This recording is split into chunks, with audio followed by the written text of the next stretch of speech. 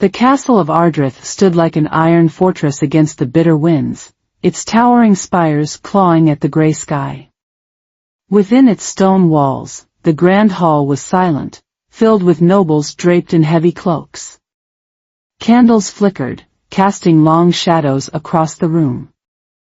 At the altar stood Prince Alaric, a figure as imposing as the castle itself. His sharp, angular features, framed by dark hair, were devoid of emotion. His icy blue eyes stared straight ahead, unyielding as glaciers.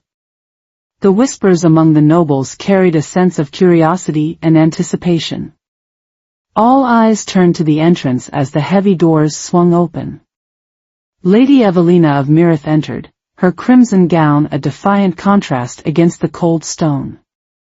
She walked with grace, her head held high, dark eyes blazing with a fire that seemed out of place in the frigid hall. Her reputation had preceded her, a woman of strength and fierce will, known for her defiance as much as her beauty. As she approached the altar, their eyes met. There was no warmth in Alaric's gaze, only a distant, calculating coldness. Evelina's eyes held a challenge, an unspoken promise that she would not be broken by this arranged union. The ceremony began, each word heavy with duty and unspoken resentment. Alaric's voice was a low, steady murmur.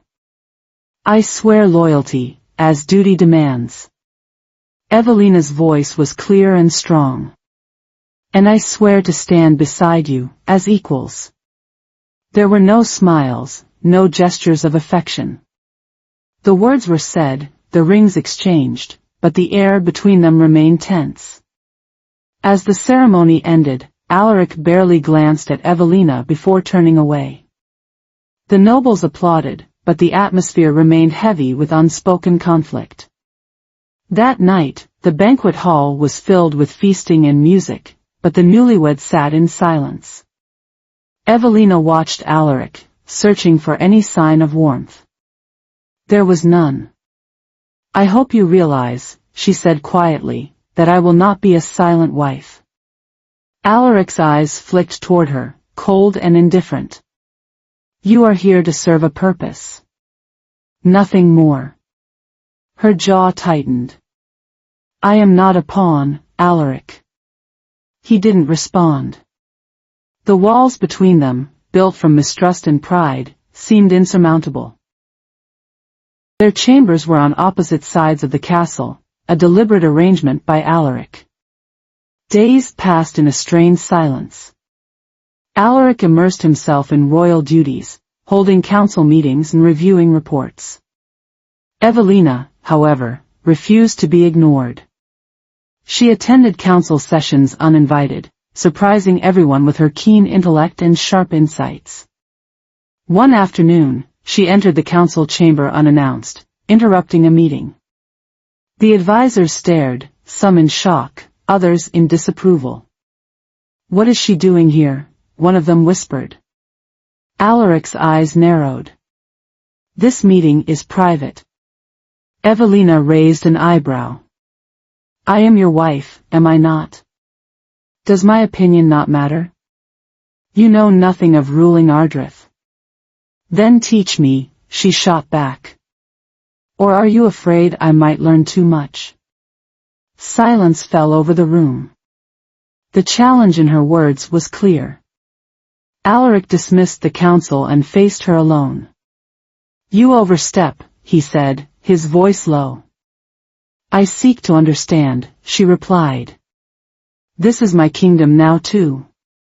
He stared at her for a long moment, then turned and walked away. But her words lingered in his mind, unsettling the icy walls he had built around himself.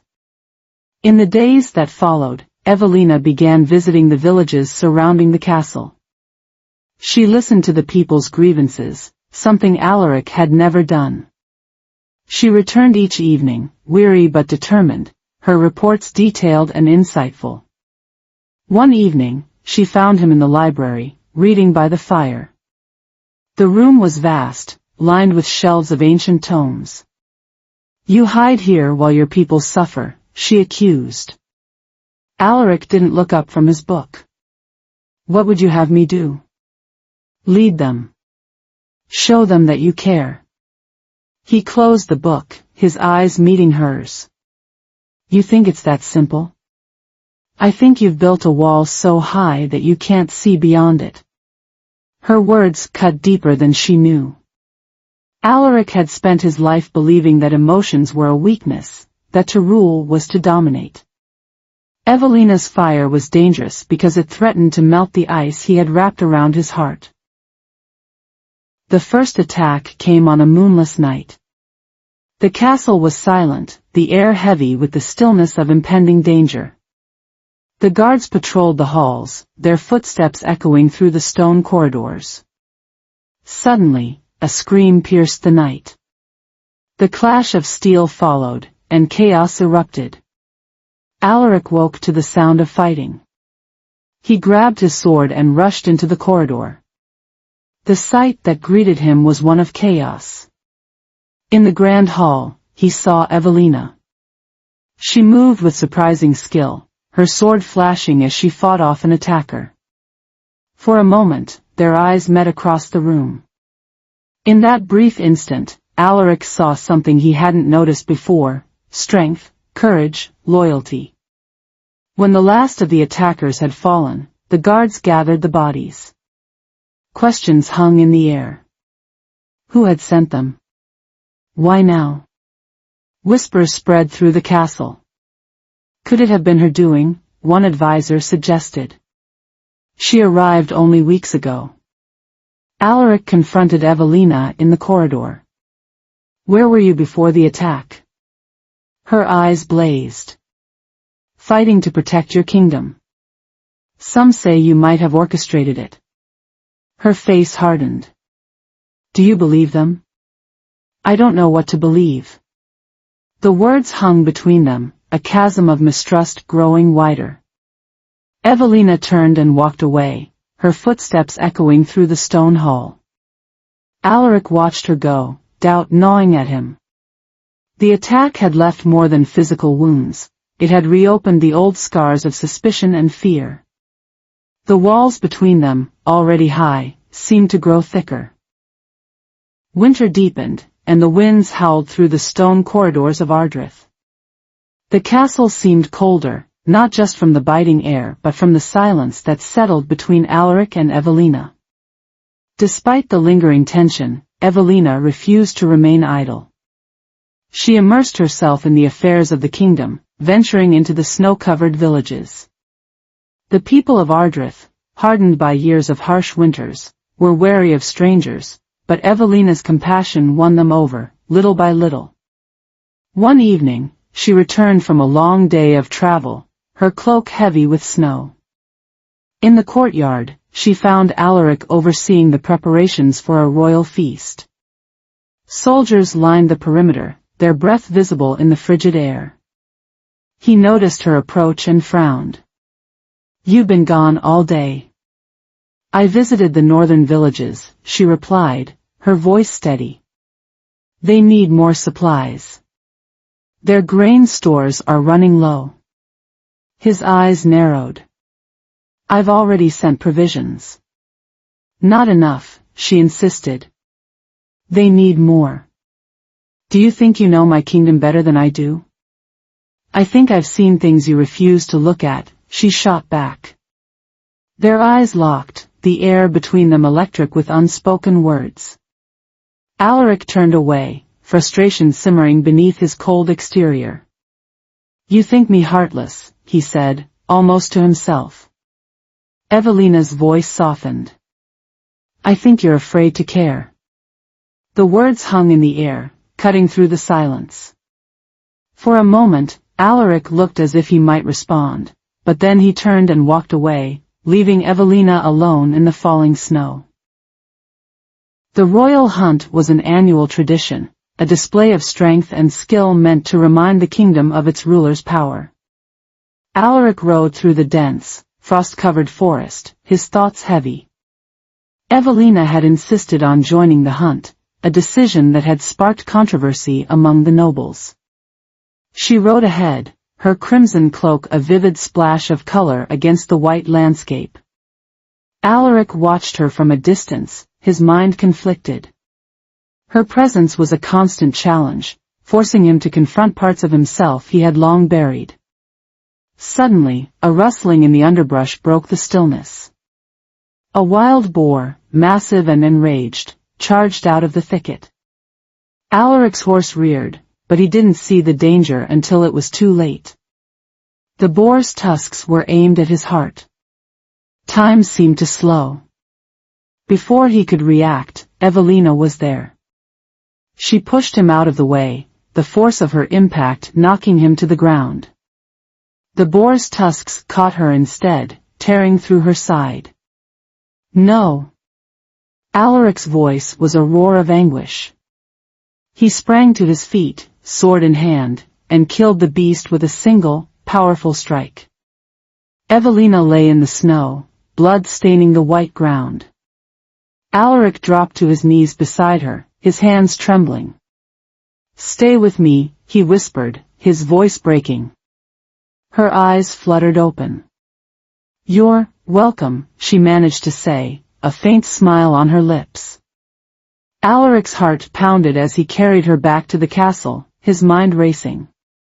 For the first time, fear gripped him, not for himself, but for her. The realization struck him like a blade: he couldn't lose her. Evelina's recovery was slow. The wound had been deep, and the healers worked tirelessly to save her. Alaric visited her every day, sitting by her bedside in silence. The walls between them, built from years of mistrust and pride, began to crack.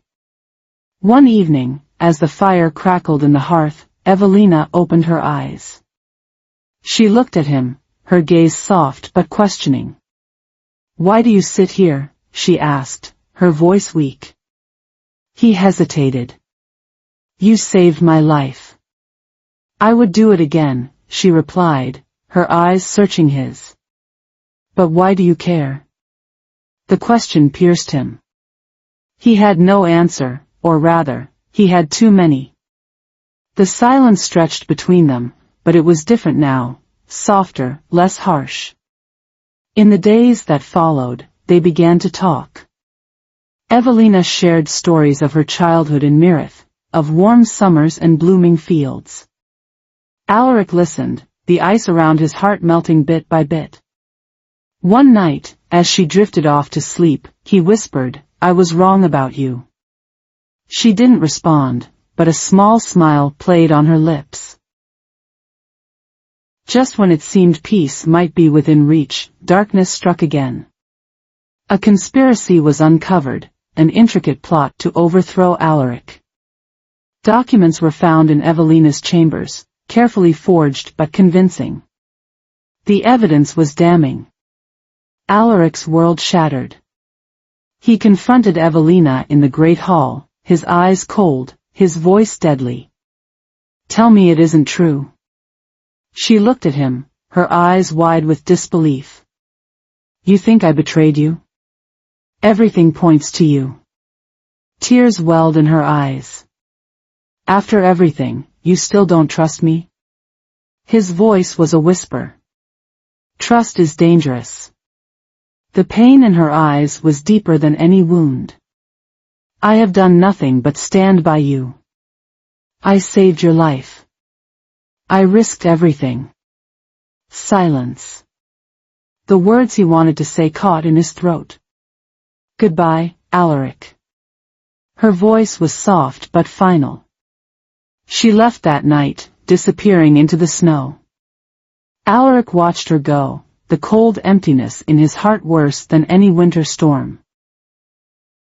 The castle of Ardrith seemed hollow without Evelina. The corridors, once filled with tension and conflict, now echoed with emptiness.